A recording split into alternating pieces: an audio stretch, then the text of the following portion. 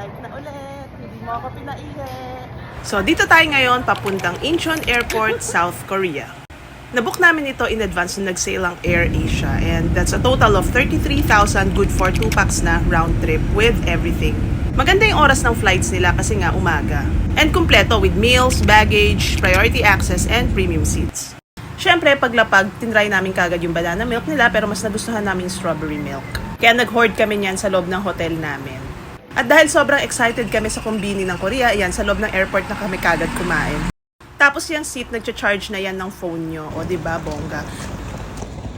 Nag-bus lang kami papunta dito sa Myeongdong kasi dito kami nakapag-book ng hotel namin. And since bagets naman yung kasama ko, so walang problema, kumuha lang ako dun sa Oyo Hostel. May sariling room naman siya, may sariling CR, maliit nga lang. And then, bunk bed siya. 20,000 lang yung room rate, good for 6 days and 5 nights. At mapapa-shopping ka talaga once nakatungtong ka dito sa Myeongdong. So ayan, nag-shopping muna ako dito sa Tier, first order of business. Gabi na nga kami nakalabas ng hotel dahil nag-afternoon classes pa yung anak ko. So ayan, explore muna. And then nakita nga namin tong biscuit na ginamit sa Squid Game. Hindi ko nagustuhan, masyadong matamis.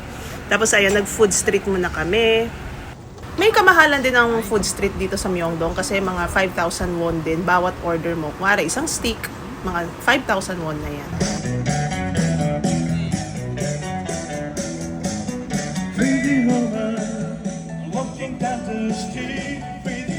And then nag-Uber na kami papunta doon sa Cheonggyecheong stream o basta ganon. Free lang dito, gusto lang namin makita kung ano ba meron.